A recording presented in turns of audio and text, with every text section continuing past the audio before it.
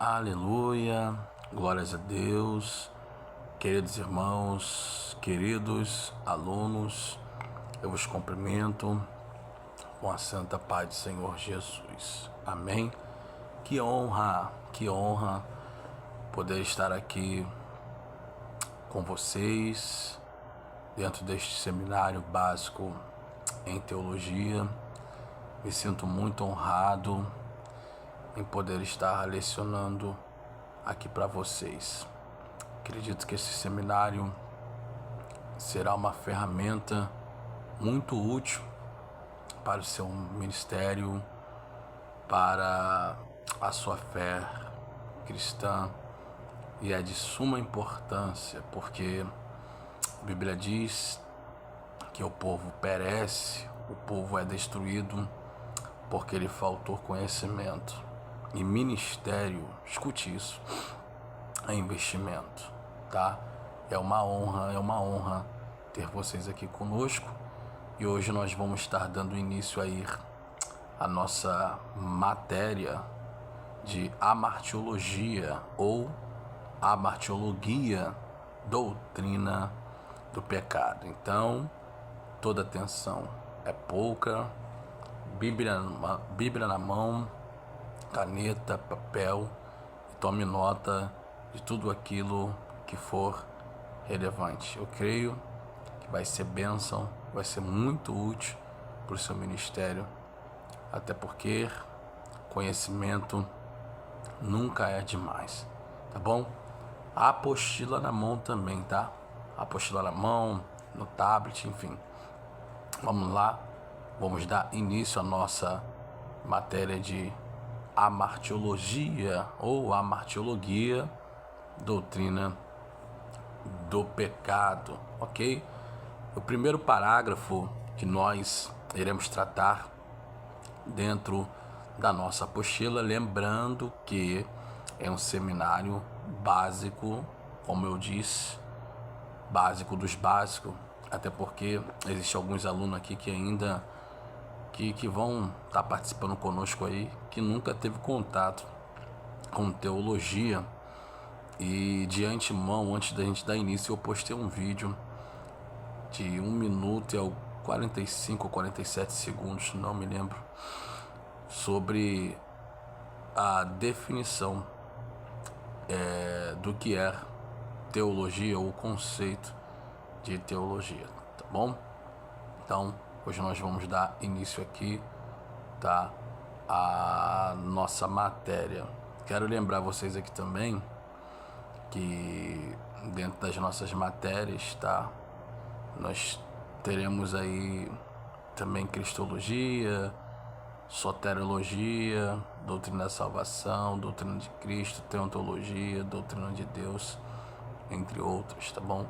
É uma teologia sistemática com doutrinas da Bíblia Sagrada. E é claro, vai ter pelo menos ali 3 apostilas ou 3 módulos que são fundamentais para quem exerce o ministério da pregação. Aí já não está dentro da teologia sistemática, mas é algo que nós acrescentamos, que é a homilética, exegese e hermenêutica. Vai te ensinar ali como extrair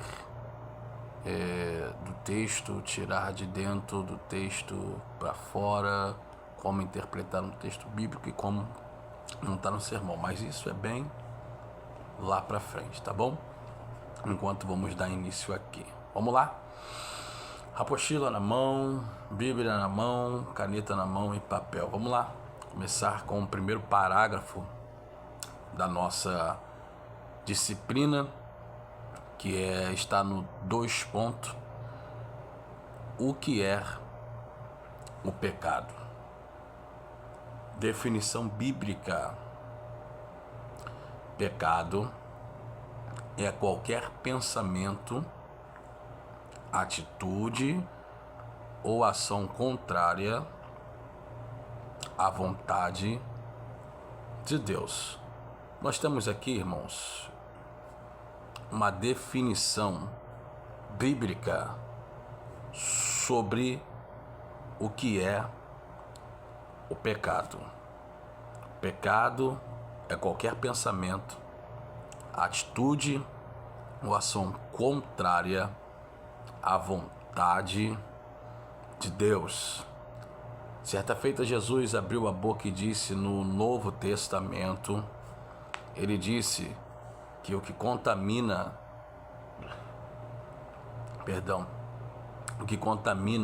não é o que entra, é o que sai. Porque em nosso coração, em nosso pensamento, é dali que procede o adultério, os furtos, os homicídios, a fornicação, a prostituição, etc. e etc.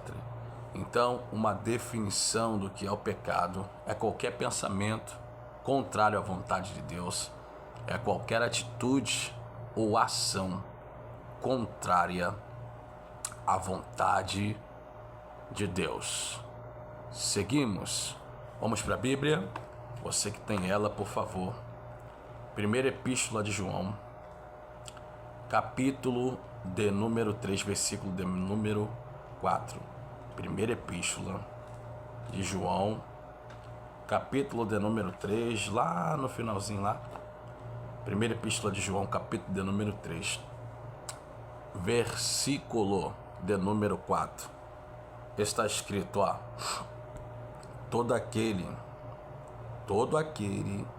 que comete pecado transgride a lei, pois o pecado é a transgressão da lei.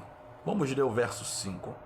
E bem sabeis que ele se manifestou, ele quem? Jesus, para tirar os nossos pecados, e nele não há pecado. Eu preciso continuar. Versículo 6. Todo aquele que permanece nele quem? Em Jesus, não vive pecando. Todo o que vive pecando não o viu e nem o conhece. Então, todo aquele que pratica o pecado, ele transgride a lei. Vamos lá. Observe que quando o ser humano peca, quando o homem peca, ele está transgredindo a lei, a palavra de Deus, aquilo que Deus nos deixou como regra de fé. Pecou, você está transgredindo a lei. E não tem essa. Até porque também, observe o versículo de número 5. A Bíblia diz que Jesus se manifestou. Quando o texto diz que ele quem? Jesus se manifestou para tirar os nossos pecados. Por quê? Porque nele não há pecado. Você lembra de João capítulo 1, versículo de número 29?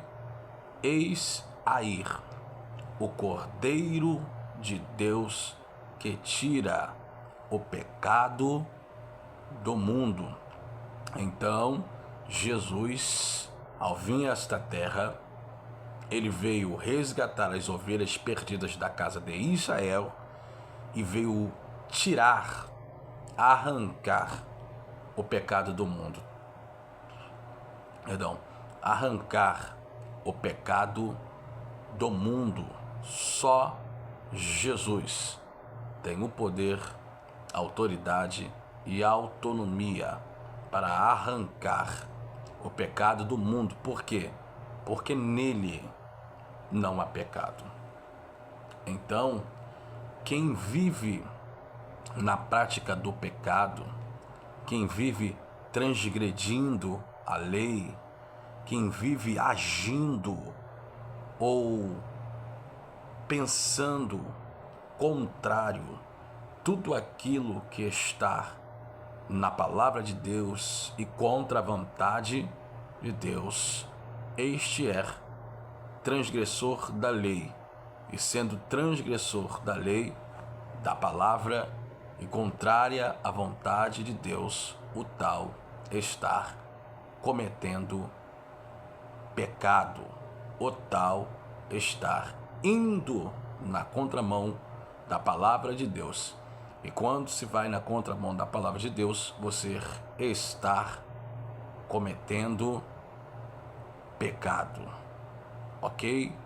Então, até porque quem conhece Jesus, quem está em Jesus, precisa ter a sua vida transformada. Não vivo mais eu, mas Cristo vive em mim, ou seja, eis que todas as coisas se fez novas, e as antigas já foi, passado já foi, agora você é uma nova criatura em Cristo Jesus.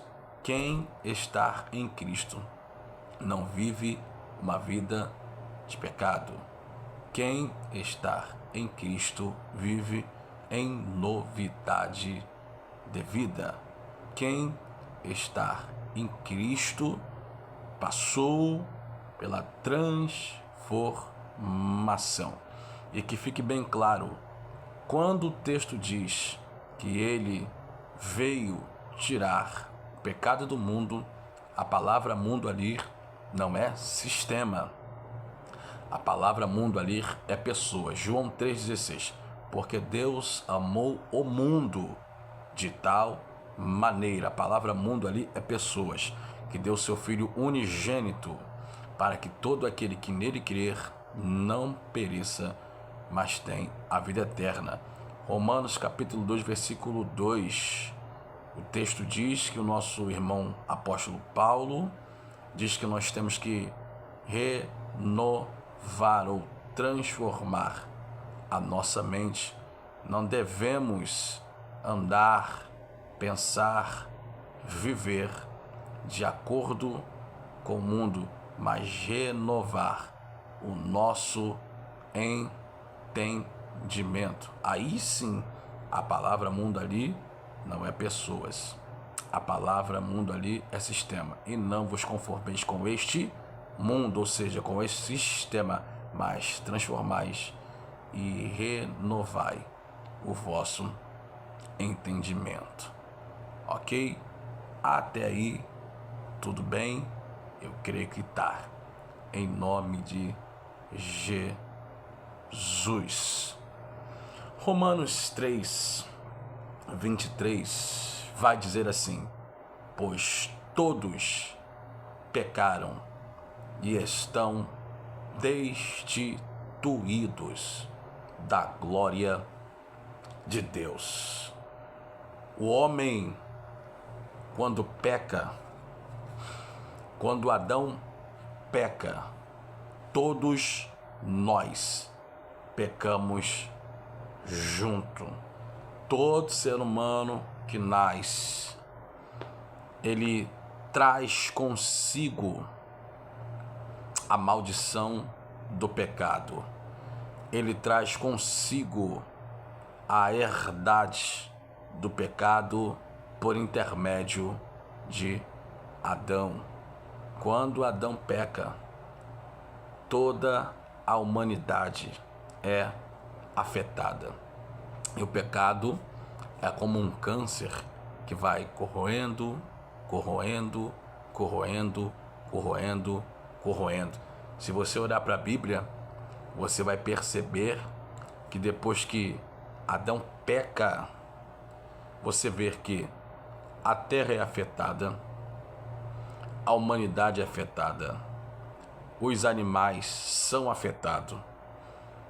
Acontece o primeiro homicídio da Bíblia Sagrada, Caim mata Abel, porque a Bíblia diz que ambos se apresentaram diante de Deus para ofertar, para oferecer um sacrifício a Deus. E Abel traz o melhor. Caim não. Caim não traz do melhor. Caim não traz uma oferta agradável. E você precisa entender Porque todas as vezes que nós vamos se colocar diante do altar para ofertar, Deus não atenta primeiro para a nossa oferta. Deus olha para dentro do coração do ofertante. Então, quando Deus olhou para o coração de Abel antes de olhar para a sua oferta, Deus viu pureza, Deus viu sinceridade. Mas quando Deus olhou para o coração de Caim, Deus não achou pureza, Deus não achou sinceridade. Até que o próprio texto diz, em Gênesis capítulo 4, Deus disse: olha, Caim, o pecado jaz às portas. Ou seja, o pecado já estava batendo na porta e sobre ti dominarás.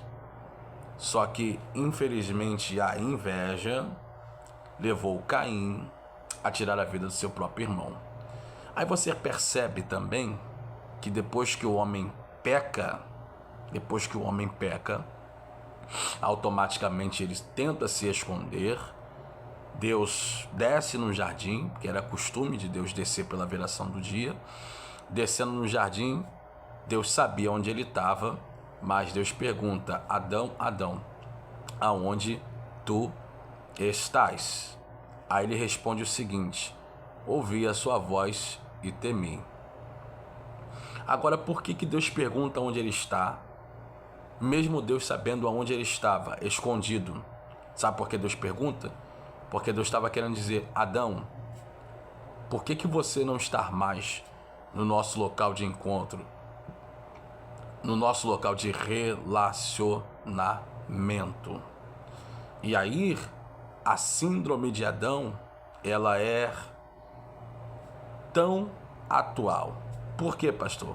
Porque ele fala: Senhor, pequei por causa da mulher que tu me deste. Só que Deus já havia dado um alerta e dizendo: olha, de tudo que tem aqui no jardim, Adão, você pode comer, você pode desfrutar, você pode se deliciar. Só que tem uma árvore, a árvore do conhecimento, do bem e do mal, que no dia em que você comer dela, certamente você morrerá e não viverá. A serpente ludibria a mulher, que depois que ela peca, ela vai receber o nome de Eva. A serpente ludibria a mulher, conversa com a mulher. Infelizmente o problema não foi ouvir, mas o problema foi que ela ouviu, subiu aqui, desceu para o coração. Esse é o grande problema. A serpente cochichar no teu ouvido, subir para a tua mente, descer para o seu coração. Naquele momento ali, já era Eva, já era mulher.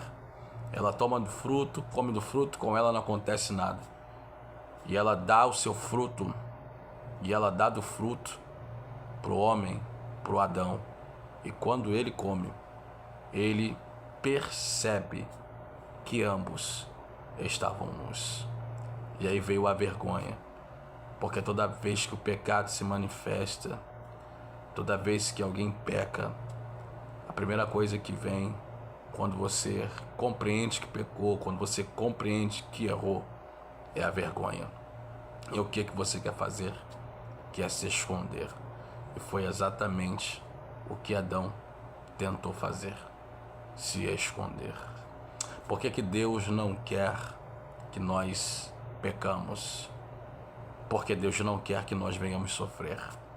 Porque o pecado traz dores, o pecado traz consequências. Mas pastor, se eu pecar, se eu errar, acabou, não tem mais jeito? Não. A Bíblia diz que aqueles que confessam e deixam alcançam misericórdia. Se confessar os vossos pecados, Ele é fiel e justo para perdoar os vossos pecados e vos purificar de toda injustiça. Mas o pecado traz dor, o pecado traz morte. Dois tipos de morte: a morte física e a morte espiritual.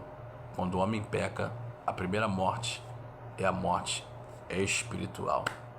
E a segunda morte, posteriormente que vem, é a morte física. Você vê que o pecado foi degradando a humanidade, o pecado foi deturpando tanto a humanidade que no capítulo de número 6, Deus disse: meu espírito não contenderá mais com o homem. O homem vai viver agora no mínimo 120 anos. Deus está dando uma sentença de quanto tempo o homem vai viver. Porque no capítulo 6 do Gênesis está falando sobre a corrupção do gênero humano. Mas se você ler todo o texto, você vê que o homem está corrompido. A terra está corrompida. Os animais terrestres estão corrompidos. Os animais que sobrevoavam estavam corrompidos. Todos estão corrompidos. Porque o pecado faz isso. O pecado corrompe, o pecado destrói, o pecado abate, o pecado humilha, o pecado traz morte, o pecado acaba com o seu relacionamento, com a sua comunhão. O que faz separação entre Deus e o homem é o pecado. E toda vez que o pecado se manifesta, a ira de Deus também se manifesta. Então todos aqueles que nascem, ele nasce debaixo desta maldição chamada pecado. É por isso que se faz necessário que todos se cheguem a Deus, reconheça seus delitos e pecados e passe a ter uma nova vida em Cristo Jesus. E nós temos que ser grato a Deus, porque por intermédio do sacrifício de Jesus vicário na cruz do Calvário, hoje nós temos esta magnífica oportunidade da graça de Deus. Graça, favor imerecido. Ai de nós, se não fosse a graça. Ai de nós, se não fosse o sacrifício de Jesus. Ai de nós, se Jesus não tivesse vindo à face dessa terra, sofrer, padecer, ser escoteado, humilhado, traído, abandonado, vendido, se ele não tivesse ido ao Gólgota por nós e morrer naquela cruz, o que seria de nós?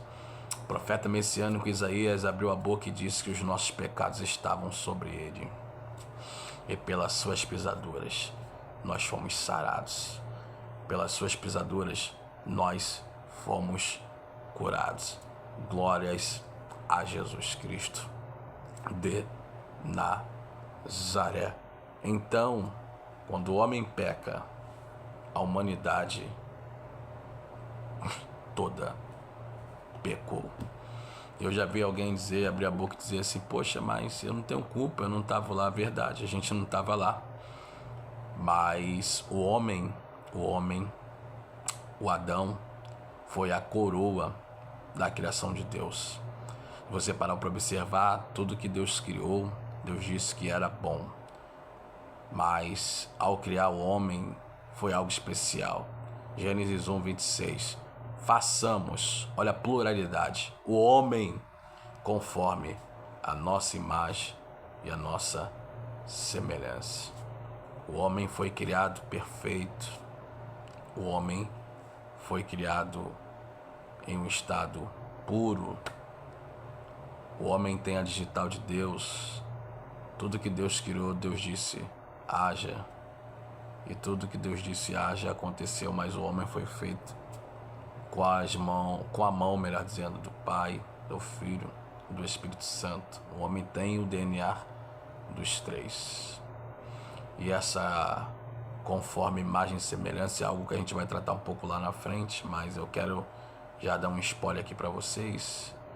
Não é que o homem tinha ali as mesmas características físicas de Deus, não. Essa imagem e semelhança era no sentido espiritual. E infelizmente o pecado deturpou isso. E como eu disse, todos que nascem, ele já nasce com essa herdade do pecado de Adão, até porque por um só homem, Adão, o pecado entrou no mundo, mas por um só homem, Cristo, o pecado também foi arrancado do mundo, porque o primeiro Adão, terreno, o segundo Adão, Cristo, celestial. Ai do ser humano que não se chegar até Jesus. Ai do ser humano que não abrir mão e sair desta maldição chamada pecado. Seguimos. Vamos lá para o parágrafo 3 ponto, cujo tema é a origem do pecado. A hora passa rápido, né, irmão? Já estamos quase aí finalizando o nosso primeiro encontro. A origem do pecado. Nos anjos, Satanás pecou primeiro, rebelando-se contra Deus. Abra sua Bíblia aí, Isaías 14. Isaías capítulo 14. Vamos ler o versículo 12 até o versículo de número 15. Que está escrito assim. Isaías capítulo de número 14, versículo 12 ao versículo de número 15. Como caíste do céu, ó estrela da manhã, filha da alva, como foste lançado por terra, tu que debilitavas as nações. Tu dizias no teu coração: eu subirei ao céu, acima das estrelas de Deus, exaltarei o meu trono no monte da congregação, me assentarei nas extremidades do norte, subirei acima das mais altas nuvens, serei semelhante ao Altíssimo. Temos mais um texto aqui, Ezequiel capítulo 28, e eu já vou parafrasear para você. Ezequiel capítulo 28 é um texto também que ilustra isso. Ezequiel capítulo 28, versículo 12 ao verso 17. Vamos lá. Filho do homem, levanta uma lamentação sobre o rei de Tiro e diz-lhe: assim diz o Senhor Deus, tu és o selo da perfeição, falando de Satanás, de Lúcifer, cheio de sabedoria e perfeito em formosura. Estava no Éden, jardim de Deus. Cobria-se de toda pedra preciosa, o sardio, o topázio, o diamante, o berilo, o ônix, o jaspe, a safira, os carbúnculo e as esmeralda.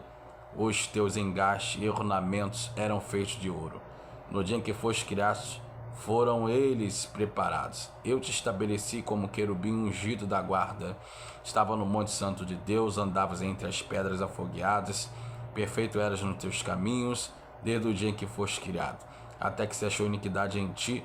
Na multiplicação do teu comércio se encheu o teu interior de violência, e pecaste, pelo que te lançarei profanado fora do monte de Deus, e te farei perecer, ó querubim protetor, entre pedras afogueadas. Elevou-se o teu coração por causa da tua formosura, corrompeste a tua sabedoria por causa do teu resplendor. Por terra te lancei, diante dos reis te pus, para que te contemple. Nós temos dois textos aqui. Isaías capítulo de número 14, a partir do versículo de número 12. Deixa eu beber um pouco d'água rapidinho.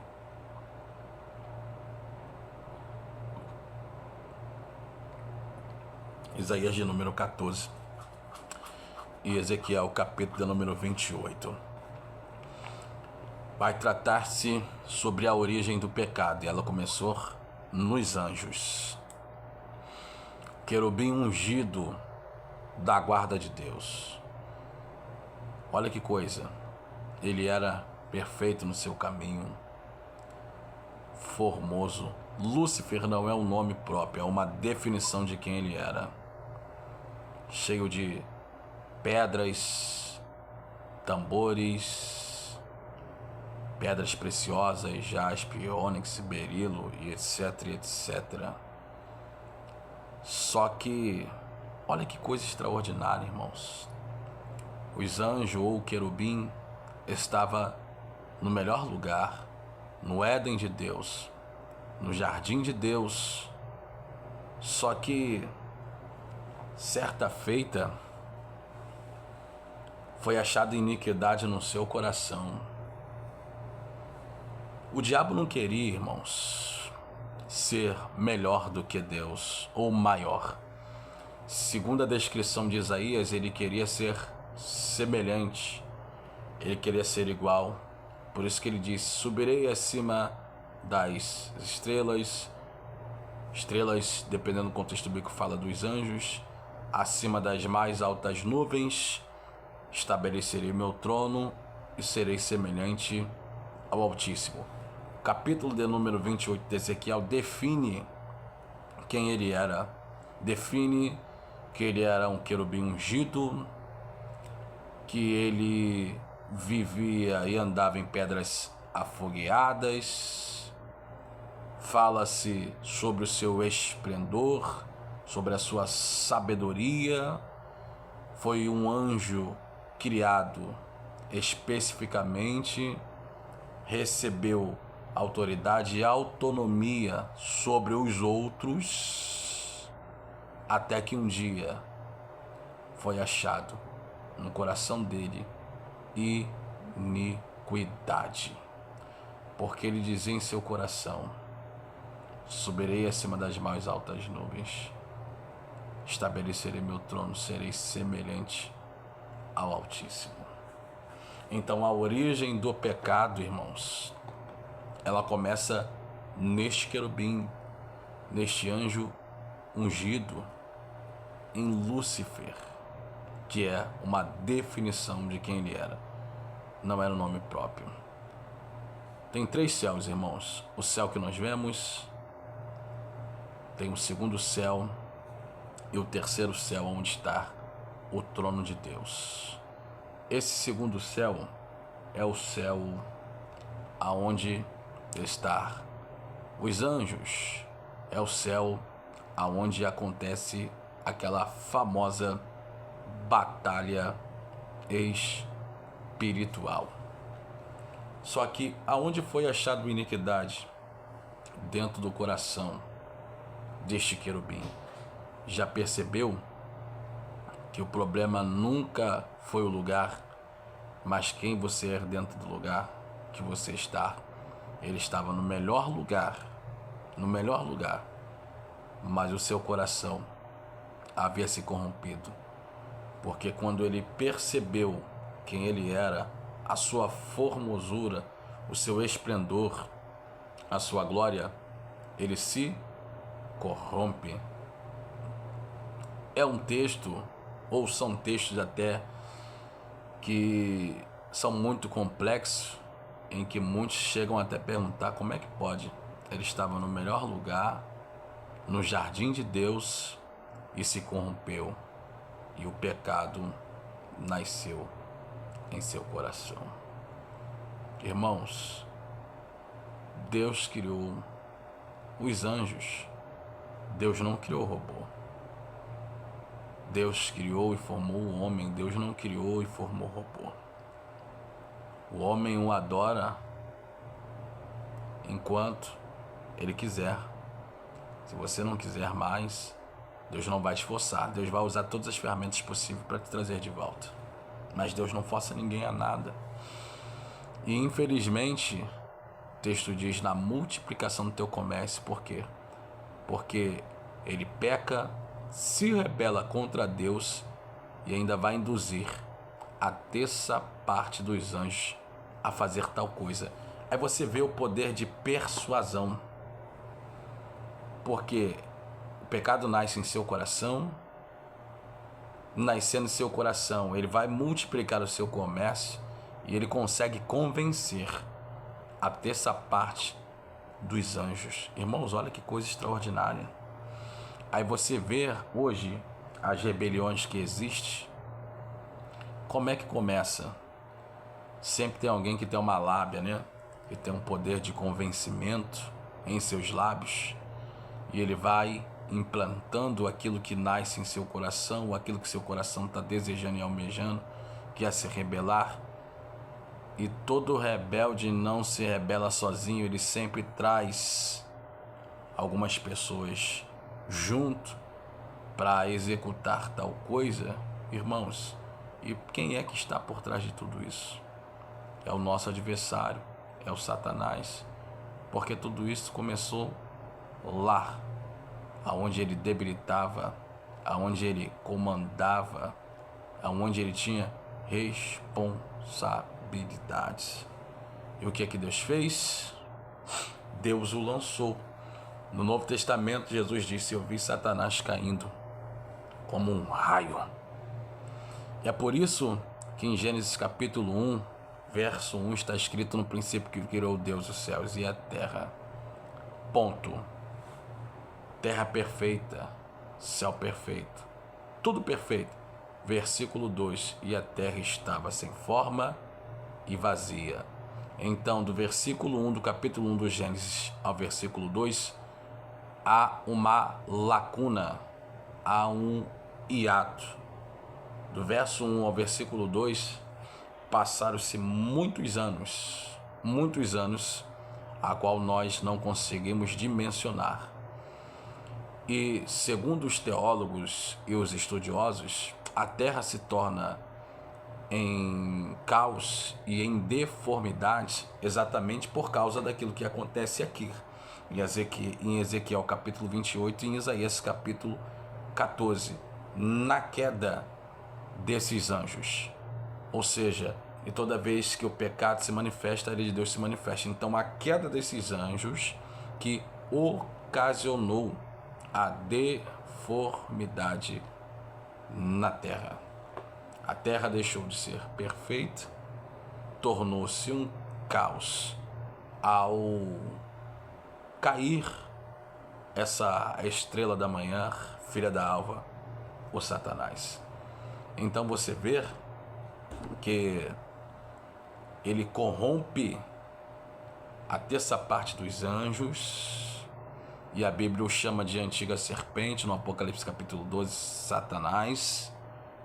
E a terra, seguindo o pensamento dos teólogos, de um lugar perfeito, criado por Deus, tornou-se um caos.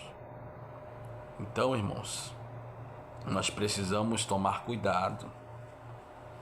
Tem muita gente que está com a síndrome de Lúcifer.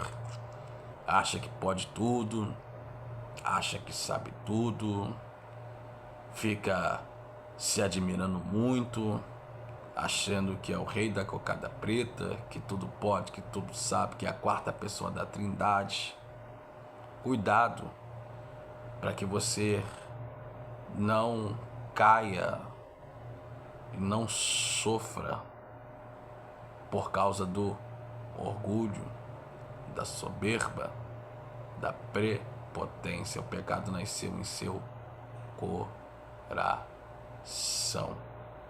Na verdade, para ser mais claro, correto e exato, um sentimento dentro do seu coração, um sentimento fez Deus o lançar, ele e a terça parte dos anjos do céu.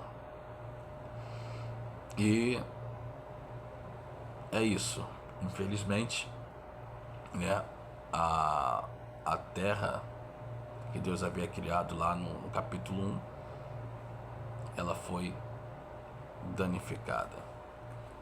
Então, hoje, essas rebeliões, a gente às vezes fica espantado, né? São síndromes de Lúcifer. E tudo que ele queria, eu já vi alguém, ele queria ser maior do que Deus. Mentira. Antibíblico. Ele queria ser igual, ele queria ser semelhante. Esse sentimento nasceu no seu coração: eu quero ser igual, eu quero ser o que ele é, eu quero fazer o que ele faz. Ele não ficou satisfeito com a posição que Deus lhe deu, vou usar essa expressão, com a unção que Deus lhe deu, com o ministério que Deus lhe deu, com a posição que Deus lhe deu. Ele queria mais, ele queria ser igual. E Deus não divide a sua glória com ninguém. Já percebeu o tanto de pessoas que são assim também?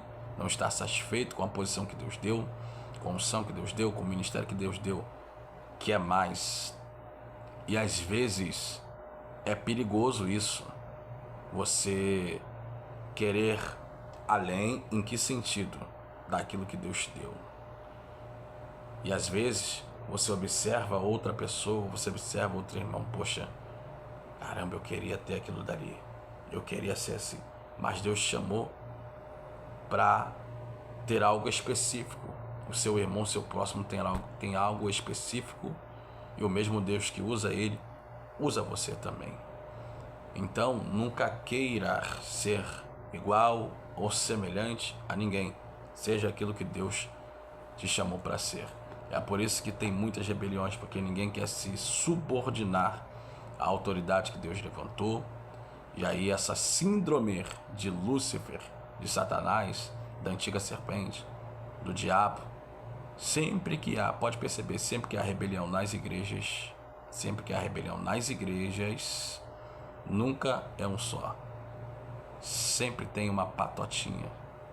Sempre tem um monte de pessoas junto, porque foram corroídas, convencidas e persuadidas por um que deixou o sentimento entrar em seu coração.